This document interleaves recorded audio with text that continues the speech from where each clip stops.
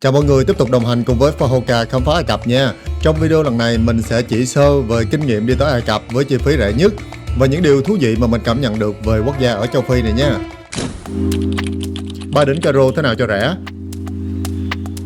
Chọn được chuyến bay ưng ý cũng là vấn đề nan giải, làm sao mà có thể có được giá cả phải chăng mà lại có thời gian bay tiện nhất. Mình thì bay quá cảnh ở Delhi, Ấn Độ, rồi từ Ấn Độ tiếp tục bay với hãng Egypt Air, giá chỉ khoảng có 9 triệu cho 2 chặng luôn, bao gồm luôn cả hành lý và ăn uống.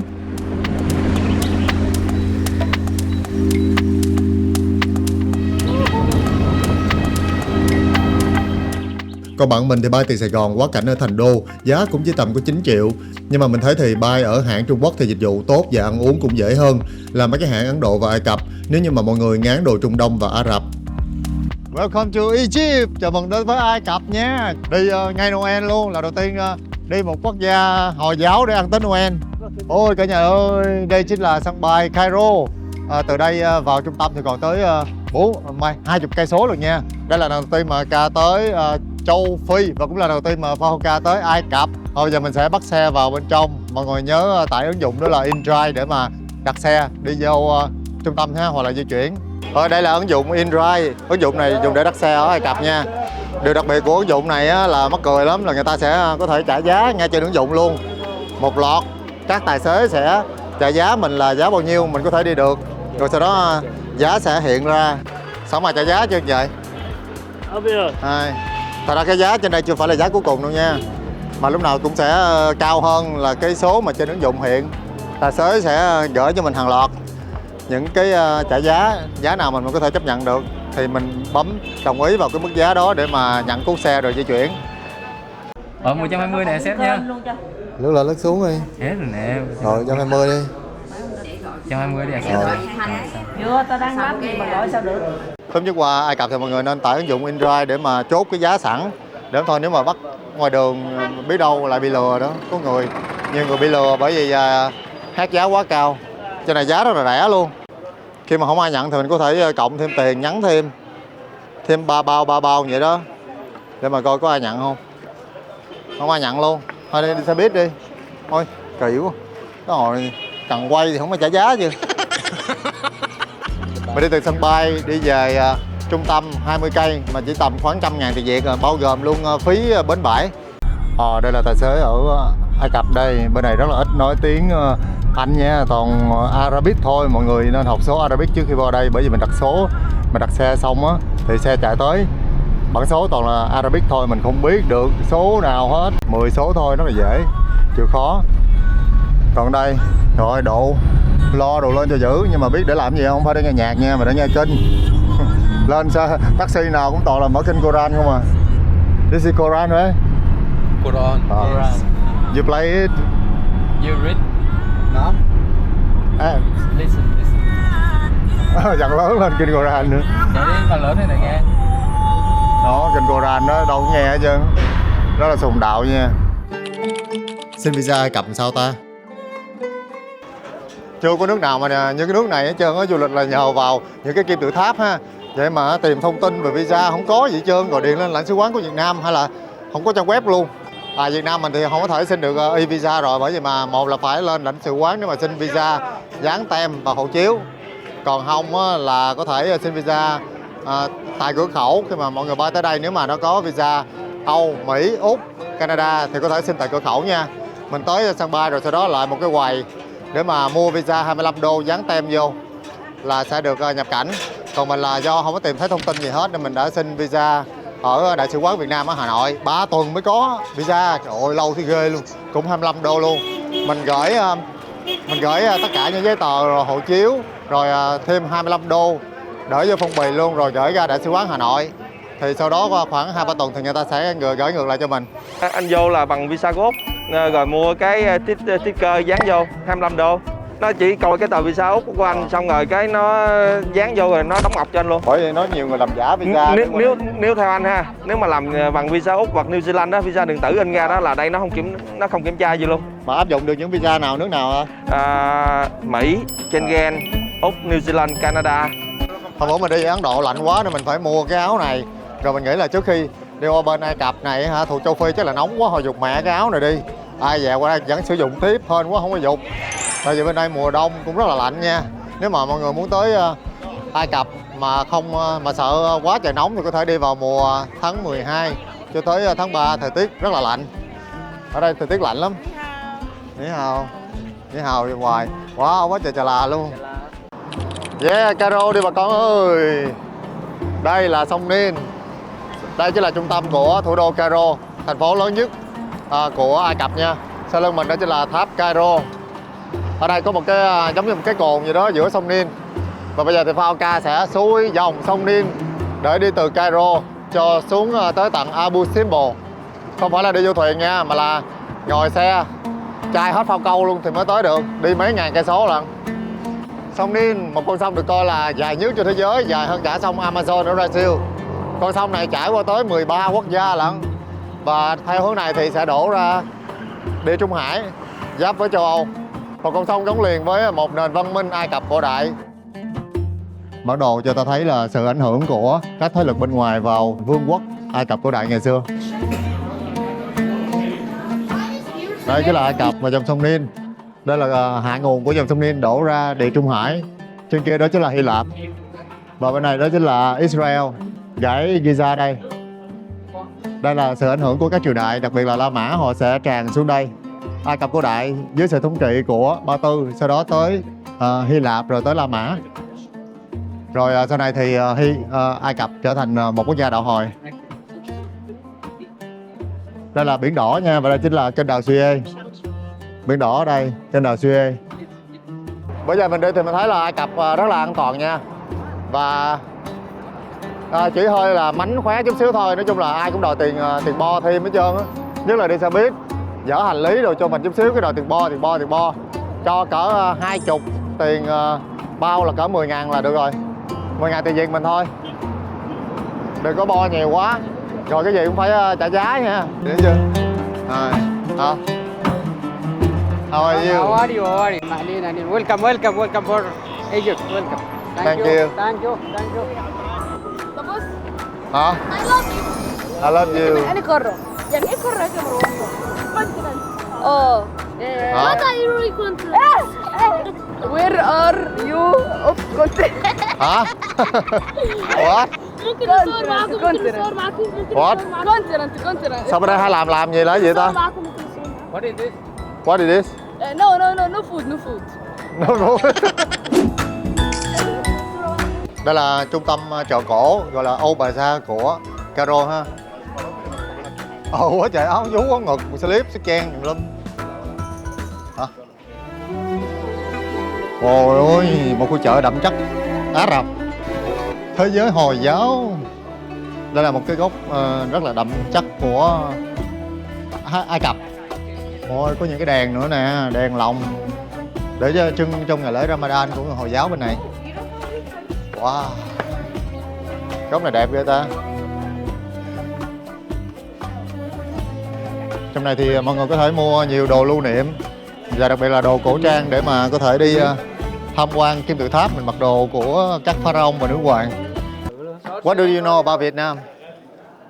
Good people. Good people. Yes, very good people. And beautiful girl. Toàn người đẹp hả? Dòng nó gì? Rất lịch đúng không? Trang mắt mẹ nữa. Ừ. Thích lên. This is pharaoh. Yeah, it's everything Egyptian has be pharaonic style. Đẹp không quý vị? Cái đẹp không quý But you vị? must take off this. Hả? Đàn đó là chân lễ Ramadan đó, này là lễ Ramadan ta chân nè. Ramadan right? This is the lamb for Ramadan. Yes. Fanus. His name Fanus. Sanu lamb. Fanus. Phanu. Rồi ơi, đèn chiếu yêu kìa, nhìn vô thấy yêu quái chống không chạy. Kính chiếu yêu chứ. Nhìn vô thấy ai cũng mũi cao chứ. Ở đây. Konnichiwa. Japanese? Hả? Vô đây mình có thể ngồi uống trà nè, uống cà phê theo kiểu Thổ Nhĩ Kỳ, Turkish coffee. Trong này có ban nhạc đang chơi nữa nè, chơi live luôn. Nhạc sống kiểu người Hồi giáo, người Ả Rập.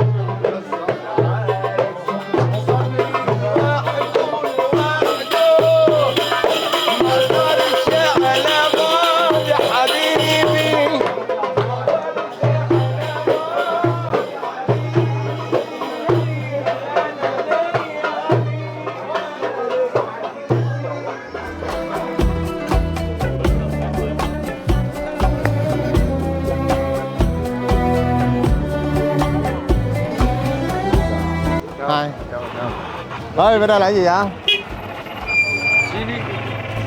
Ở đây đẹp nè. Rồi thánh đường đẹp quá kìa.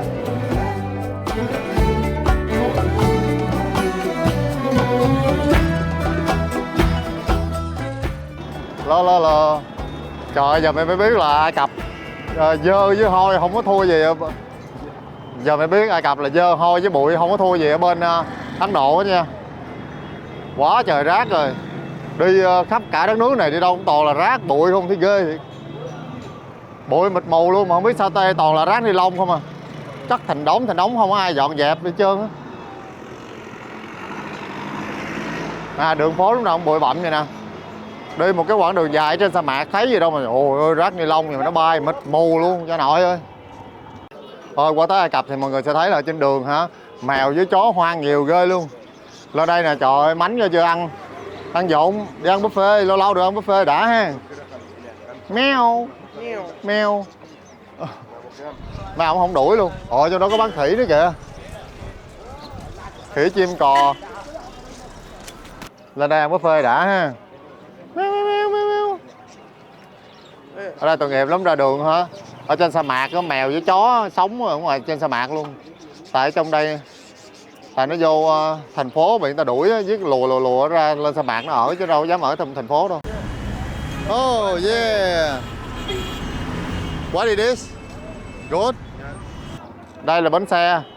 Kế bên một cái pháo đài thôi thì xung quanh là một cái khu chợ cũ. Hello.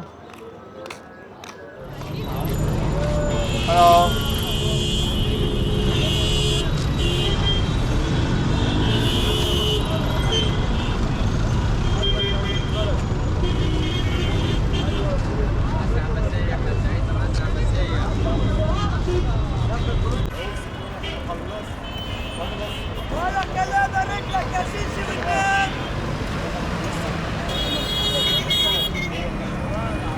انا عندي ناس بتيجي تدينا الكاميرا والصور والله انا بشوف كلام Một pháo đài cổ và một thánh đường cổ ở trung tâm của Cairo. Bây giờ Ai Cập là một cái quốc gia Hồi giáo ha. Thôi thử tưởng tượng mà bây giờ tôn giáo Ai Cập cổ đại vẫn còn tồn tại thì chắc chắn đó là tôn giáo lâu đời nhất thế giới luôn.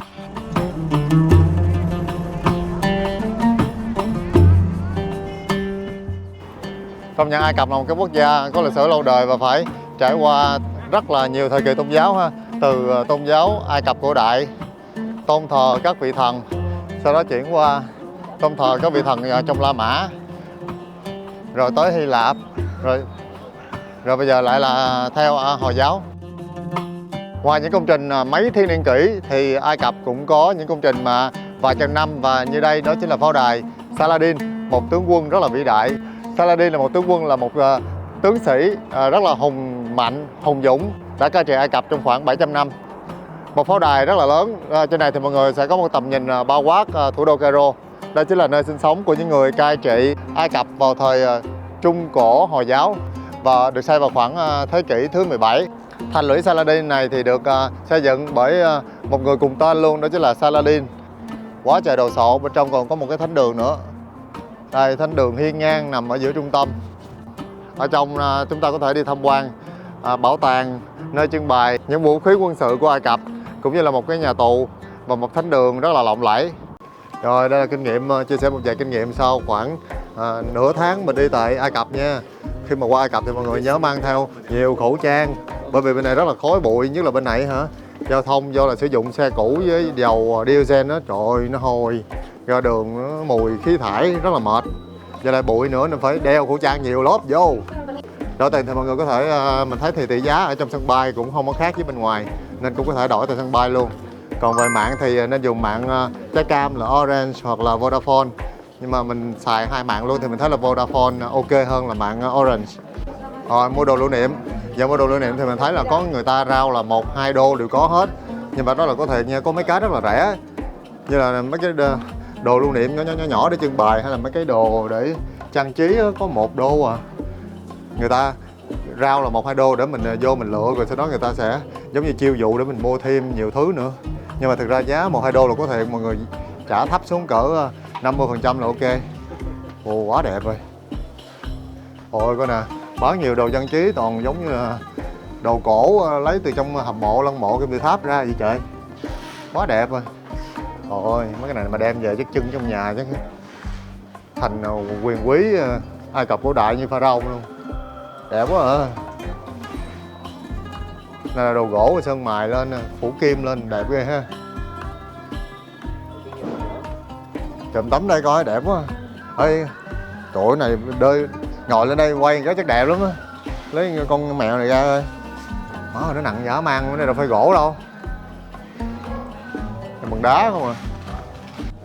Sao đa phần người ta thích trưng mấy cái tượng Hy Lạp hay là La Mã trong nhà mà ít ai trưng mấy cái vị thần hay là các vị pharaoh thời Ai Cập với người ta.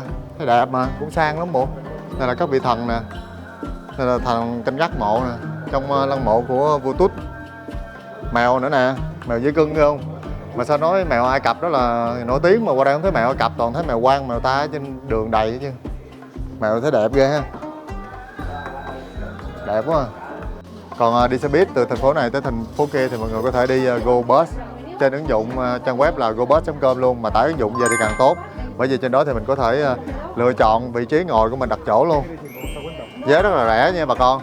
Nếu mà đi đoạn đường ngắn tầm 3 tiếng trở xuống thì mình đi cái last seat cơ bản thôi. Còn nếu mà đi qua đêm thì nên chọn hạng business nha. Tối qua mình ngủ business thì thấy rất là ok, ghế rộng rãi, thoải mái mà giá cũng tầm 300-400. Mình đi từ Luxor lên tới Cairo luôn, đi tới gần 12 tiếng đồng hồ.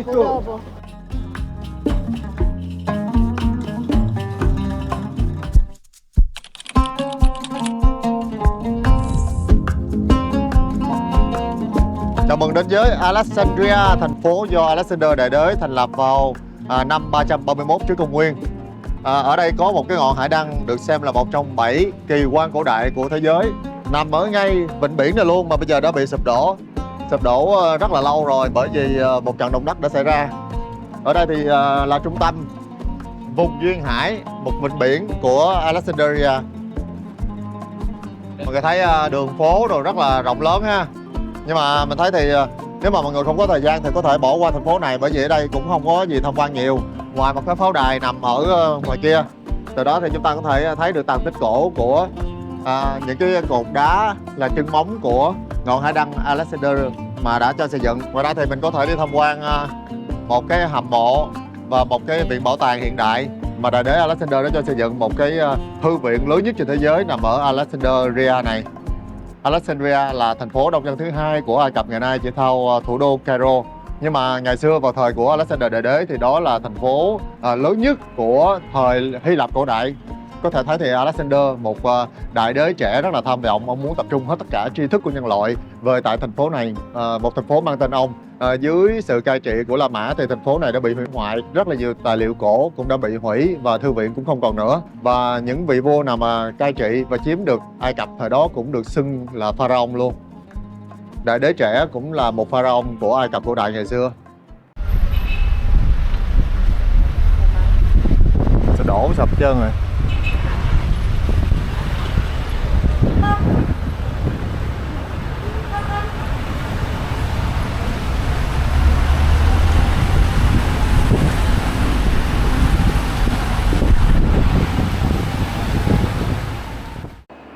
Đây là chợ cá Alexandria nè. Ở đây nhiều hải sản ghê á. Do là sát vùng biển nha. Một con này vô giái bày hày nhiễu nhão, chèm nhẹp. Quá trời dơ, rất là hôi thối. Nè, chợ cá du lịch gì đâu mà giờ có lối đi vô quá trời bày hày. Đi hướng đó đi. Bên đó có gì không? Chợ đóng cửa rồi, bán buổi sáng không à. Mà chợ dơ quá sao vô trọng được. Ôi, đây là giống như bánh mì vậy đó. Bánh này nướng lên phồng lên nè, một loại bánh đó là phổ biến ở Ả Rập, Ai Cập. Ai cũng mua bánh này ăn. Bánh nướng để ngoài đường như luôn nè. Ôi, một cái lò nướng bánh luôn. Nhiều ghê á. Cái lò khổng lồ nướng bánh ra lò trực tiếp. Hả? Cho vô quay luôn. Nướng bên đây.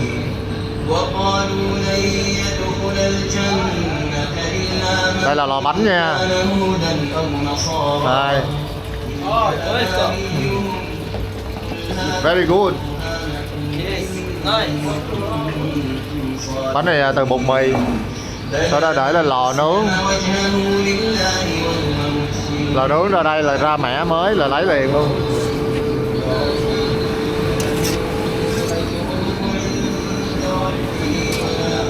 Nướng 2-3 lò lần, nướng lò đó xong đưa qua lò này.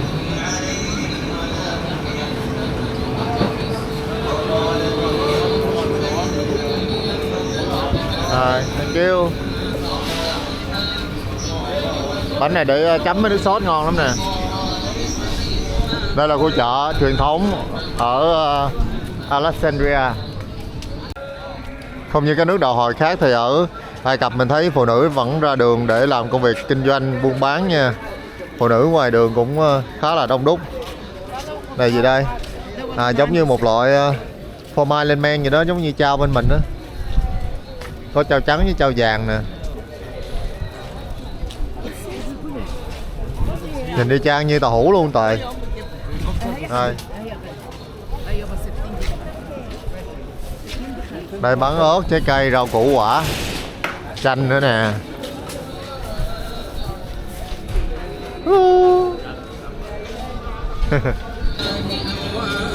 Đây là bơ chà là, mặt chà là nè.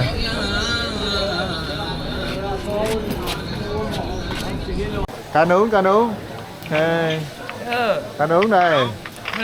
Hello. What is this? Sốt.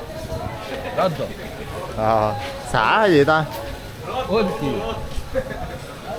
Cá nướng. Cá nướng sau cá sông Nin nướng. Không phải đâu, nó ngoài chợ á. Cá biển ngon hơn cá sông. Này cá sông. Này cá biển nha, có mực rồi hải sản đâu đây nhiều lắm nè. Em mua mực đi thải. Mực rồi ai làm? Rồi khỏi một cá nữa. Kêu người ta nướng Người ta nướng. Nè có thịt mèo nữa nè. Mày sao làm gì vậy? Thì tới cái chợ ngay ngã tư là quẹo phải. Đúng rồi, đi sâu vô xíu. Wow. Trời ơi, mực gì đâu mà toàn là màu mực không à. Đen thò lùi.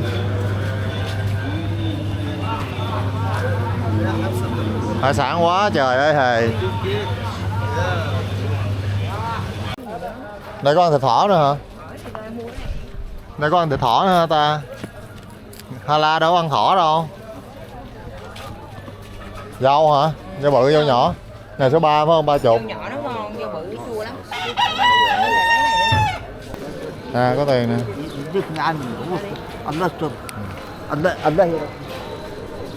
Và đó chính là Địa Trung Hải nha. Bên kia đó chính là những nền văn minh cổ đại như là La Mã nè, Hy Lạp nè, đều chiếm đóng Ai Cập ngày xưa. Mà mình thắc mắc là tại sao ngày xưa Ai Cập cổ đại cũng có biển đồ mà các pharaoh không xây những cái kim tự tháp hay là lăng mộ hay là dinh thự hoàng cung của mình ở dọc bờ biển trời, mà toàn là xây dọc dòng sông Nin ở trong giữa sa mạc không à. Để cho tới khi mà người Hy Lạp chiếm đóng là Alexander Đại Đế thì mới xây thành phố đầu tiên ở dọc bờ biển là thành phố Alexandria này đây. Assalamualaikum. Alaikum.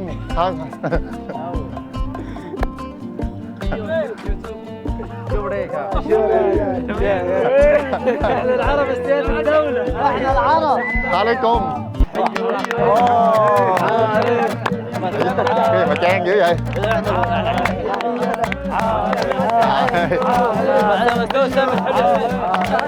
Rồi cho mấy đứa múa đi. Hey. Hey.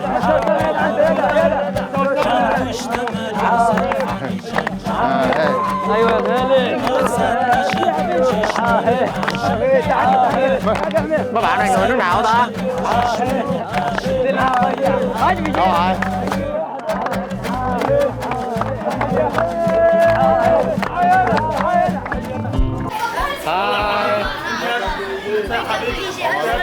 Chụp hình dữ vậy nhưng mà nổi tiếng.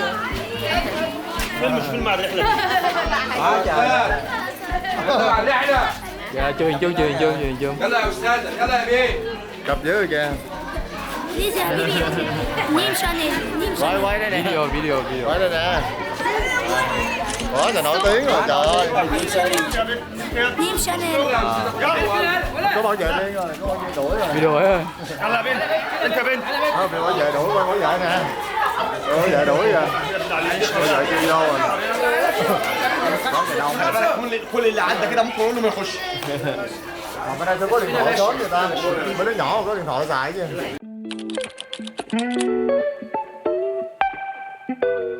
Đây là ẩm thực ở Cairo nè. Cây bắp, hamburger, xiên thịt chà bá luôn, quá trời bự rồi. Thịt gà. Đây, quá trời bự rồi. Ở đây là thịt cừu, thịt bò. Oh, thank you. Ngán gần chết. Mở không à? ربنا نورتوا البلد. Salam alaikum. وعليكم السلام ورحمة الله وبركاته. Việt Nam chiến thắng. اخواتنا السنيور ايه 225 جنيه. Khan. Ở đây có một cái nhà hàng nổi tiếng là được nhiều người khuyến nghị tới đây để ăn, đó là Khan El Khalili, ở trong một cái khu vực của tên là Khan El Khalili luôn. Đây có hình ảnh của ngôi chợ truyền thống ngày xưa, bazaar của người Ả Rập. Đi mình vô trong để ăn bữa trưa nghe ha. What's the name of the food? Là cơm rang hả? Gà chiên hả? Chào mừng tới Ai Cập. Ai Cập. Trời, đi qua bên Ai Cập ăn một lò bánh tiêu luôn. Thiếu tiêu nữa thôi là thành bánh tiêu rồi, thọt bánh tiêu luôn. Này rất là giống bánh buri ở bên Ấn Độ, nhưng mà bên Ấn Độ thì bánh buri người ta chiên, ở đây là nướng lên nha. Chấm với món này, ôi nặng dữ vậy. Ẩm thực rất là giống bên Ấn Độ ha, toàn là đồ chiên rồi đồ lạnh chấm nhầy nhụa, nhão nhạt. Ăn với vô nữa nè. Ở này sao giống bò lá lốt vậy? Giống bò của nó Thử đi, ăn thử đi. Ở này giống bò lá lốt vậy gì ta? Ăn thử đi, cầm ăn. Mà cái lá gì đây? Không biết lá gì nữa mà cũng giống lá lốt vậy. Mà toàn đồ lạnh không à. Không biết là cái gì nữa. Cái lá gì nó thơm lắm. Món đặc sản bên này đó hả? Kosari, Cơm, đậu gà. cơm trộn. Đâu có cơm đâu. Cơm với đậu giống món chay quý vị. Đậu gà, đan, với cơm, gạo lứt trộn lên. Rồi ăn với nước sốt nào ta? Trộn một phần ra đĩa đi rồi là ăn cùng nước sốt với nhau. Giống cơm trộn nè. Ủa có hành phi nữa nè. Cơm trộn này ngon á. Thơm hành phi. Cơm nó phải ngon á. Rồi còn có nuôi nữa nè, nuôi sắc nhỏ ra trộn với đậu. Là dễ ăn. Trộn ra đĩa đi. Pina colada, nước cốt dừa xay nhuyễn ra với đá, kem và một chút nước ép dứa, rất là thơm. Món này ngon hả? Ngon gì trời ơi, ăn ngán thì chết, có nhiều lần hoài. Mà thấy gì đâu mà ẩm thực bên này rất là đơn giản nha. Kiểu mà đi khắp cái đất nước Ai Cập đồ ăn đâu cũng y chang nhau, chứ không có một loại. Bánh mì cái nướng lên tròn tròn, rồi cái ăn với thịt nướng. Rồi cũng hơn là bên này còn có mấy nhà hàng hoa lâu vô ăn cho đỡ ngán. Còn khách sạn bên này thì mình thấy hả, dù là đợi 4 năm sao nhưng mà cũng chỉ tầm tiêu chí 3 sao ở bên Việt Nam mình thôi. Ôi, một buổi chiều ở trên dòng sông Nin huyền thoại. Và bây giờ hãy cùng Fahoka lội ngược dòng sông Nin trở về lịch sử của Ai Cập cổ đại huyền thoại.